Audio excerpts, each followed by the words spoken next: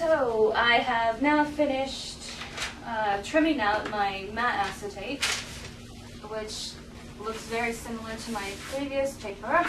It's here, the same height, although the length is going to be different, so don't worry about that. We'll trim that down later.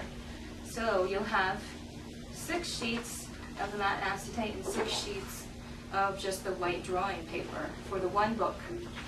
And I'm going to move on now to trimming my paper for the second smaller book. These are going to be quite a bit longer and thinner in terms of their size. So since the book is going to be 5 inches tall, we want it to be a little bit smaller so our paper, kind of is in from the book, the border of the edge of the book. And the size for that will be 4 7/8 inch. So I've started to cut out some of these. So I'm using 3 larger sheets of this paper, the Lenox drawing paper, which is again 22 by 30 inches. And I'm able to get 6 of these sheets out of one of these. So just to remind you of what I've been doing in terms of measuring, just measure the 4 7/8 inch in with your pencil. Put a little mark several times.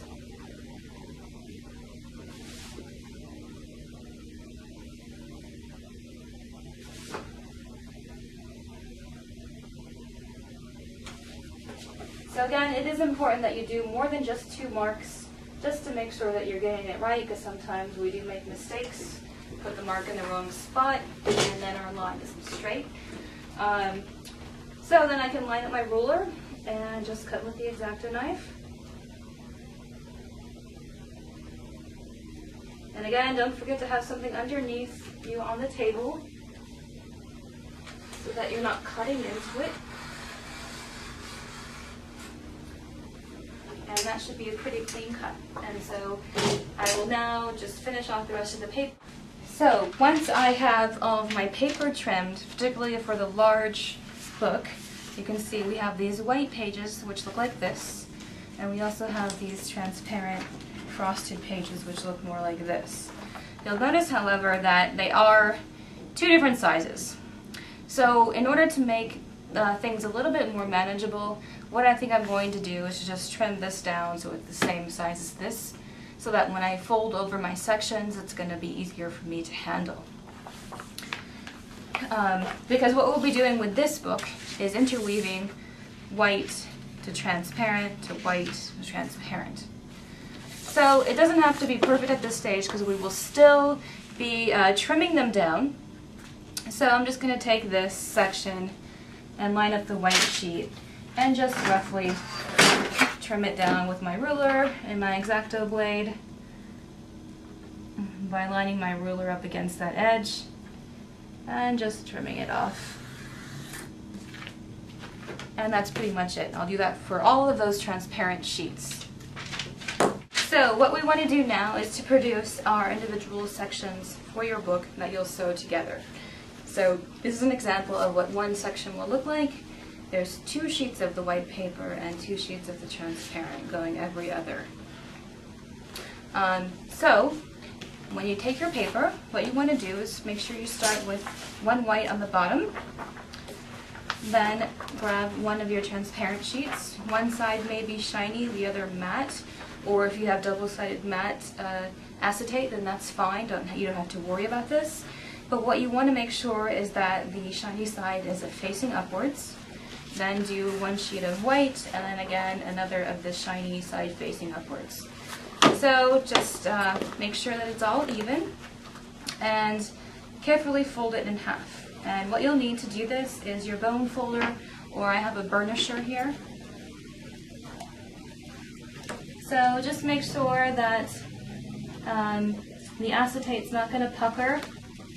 It's a little bit more difficult to fold than just the regular paper. So just kind of work your way down slowly to get the fold correct.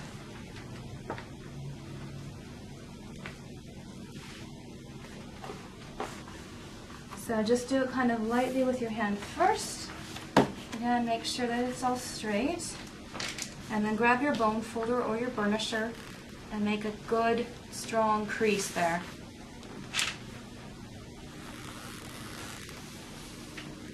and again. Okay, so there I have 2 sections. And then I will do my third. Again, white, and then transparent with shiny side up. White, shiny side up. And carefully fold it over to make your section.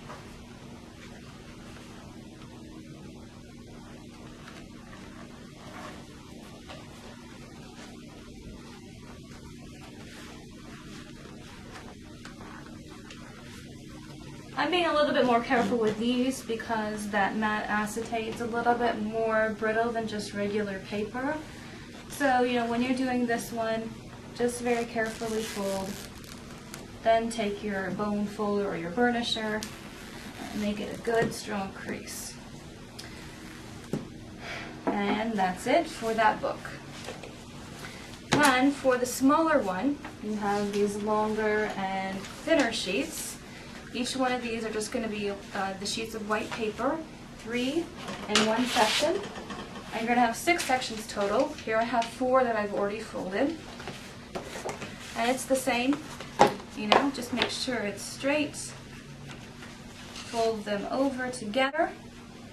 And that's important that they are folded together and never separately because you want them to kind of, you know, fit nicely together in your book. And make a good strong crease with your bone folder or your burnisher.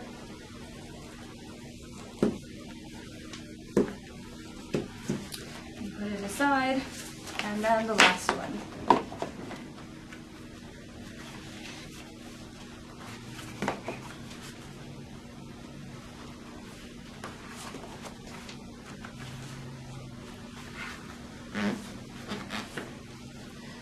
And this is the same process no matter what size book you're creating or what kind of paper you're making. You're always preparing your paper ahead of time, preparing your book board ahead of time. So with the one book that you guys are doing, you've got these 6 sections. For the other one, you've got 3. So for the next step, ordinarily I would have a book press. Unfortunately, I don't have one of those handy. So what I've done is gathered up all of my hefty, thick art books, and what I want to do is then press these pages overnight. So for the larger book, I'm putting the crease on one side, then on the other, then back on the other side to try to make it even.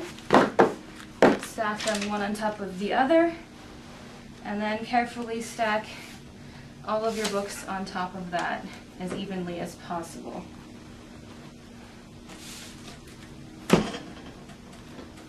You want these pages to sit really nicely as a book and not kind of fluff up.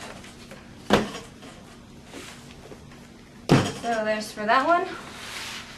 And then for the other book, again, put the crease one side of the other, alternate.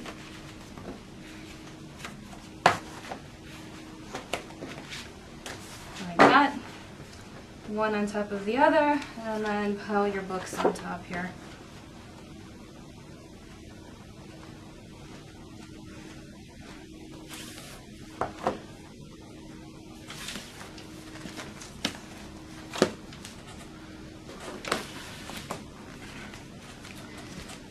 And then you're good to go. Let these sit overnight so that they get a nice strong crease in them. And we'll come back tomorrow and finish gluing the books up.